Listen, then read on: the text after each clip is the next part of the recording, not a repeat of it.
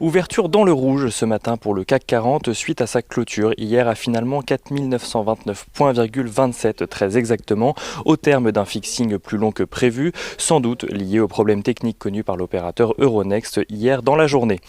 Les investisseurs se montrent prudents ce matin alors que les négociations en matière de plan de relance patinent aux États-Unis. Nancy Pelosi, la présidente démocrate de la Chambre des représentants, et Steve Mnuchin, le secrétaire d'État au Trésor, se sont de nouveau entretenus hier pour tenter d'aplanir leurs différences de point de vue. Nancy Pelosi qui continue d'espérer obtenir un meilleur aperçu de la possibilité de voter ou non le plan de relance avant la date butoir qu'elle a elle-même fixée à ce soir.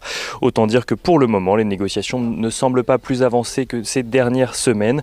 L'instauration d'une date butoir rajoutant un facteur d'incertitude aux investisseurs. L'aggravation de la pandémie à l'échelle mondiale est également dans tous les esprits alors que le nombre d'infections dans le monde se rapproche des 40 millions. Les investisseurs peuvent cependant espérer que le vaccin test de Pfizer soit commercialisé avant la fin de cette année, comme le laboratoire l'a laissé entendre il y a quelques jours. Il attend les derniers résultats de tests pour demander une autorisation à la FDA en novembre.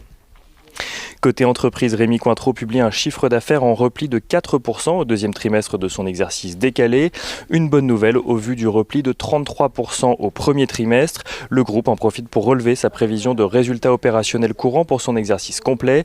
Il passe d'un repli de 35 à 40% à un repli de 25 à 30%.